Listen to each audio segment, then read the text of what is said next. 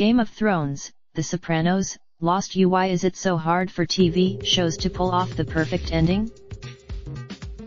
Editors note the opinions in this article are the authors, as published by our content partner, and do not represent the views of MSN or Microsoft. In the final minutes of the Game of Thrones finale, Tyrion Lannister Peter Dinklage declares there's nothing in the world more powerful than a good story.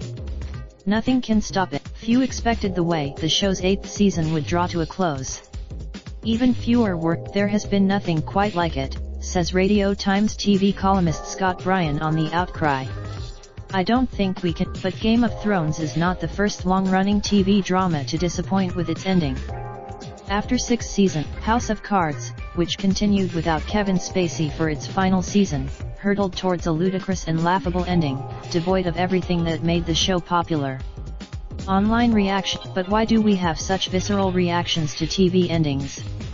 Why do they mean so? Henry Swindell, former script executive at the BBC, who has worked on The Fall, Line of Duty, and Channel 4 drama No Offense, tells me that a successful TV ending usually starts at the beginning. Why are we telling it? Swindell says that a central function of drama is to test our worldview, which can be a delicate balance to strike when bringing TV shows to a close. Much of the way we can. There are 3 types of on-screen ending, he adds. The closed ending. Not all shows fall at the final hurdle. Fleabag, the Sian Clifford, who plays Fleabag's sister Claire, tells me that Waller-Bridge had originally intended to keep the show to just 1 series. We were asked to do, although she initially thought the show could go on for longer, Clifford thinks it ended at the right time. I often encounter, not that Fleabag's story was neatly tied up. In fact, Fleabag has taught Clifford that collaboration is the key to success, but she says that the hierarchical nature of the entertainment business can have a negative impact on how other stories are told and ultimately concluded. I wish projects. Brian thinks that, in general, it's easier to bring shorter shows like Fleabag to a conclusion.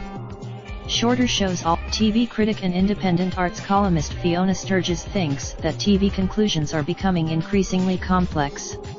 I think endings. Sturgis also warns of multiple ending syndrome, where TV shows limp on and spend too much time on their conclusions. I think there are a lot. Swindell agrees. One of the mistakes, BAFTA-winning screenwriter Jimmy McGovern once said, a great ending should be both surprising and inevitable. The ending of Game of, but the upset proves that TV endings are not just about wrapping up a story, they're about leaving a legacy. Viewers have an emotion. MSN UK are empowering happiness for Mental Health Awareness Month. Find out more of Gallery 8 and Things only Friends fans will appreciate a Red TV. Raindrop, drop top, smoking, no cooking, the hot pot. Fucking on your bitch, yeah, that. Looking up, open the park pot.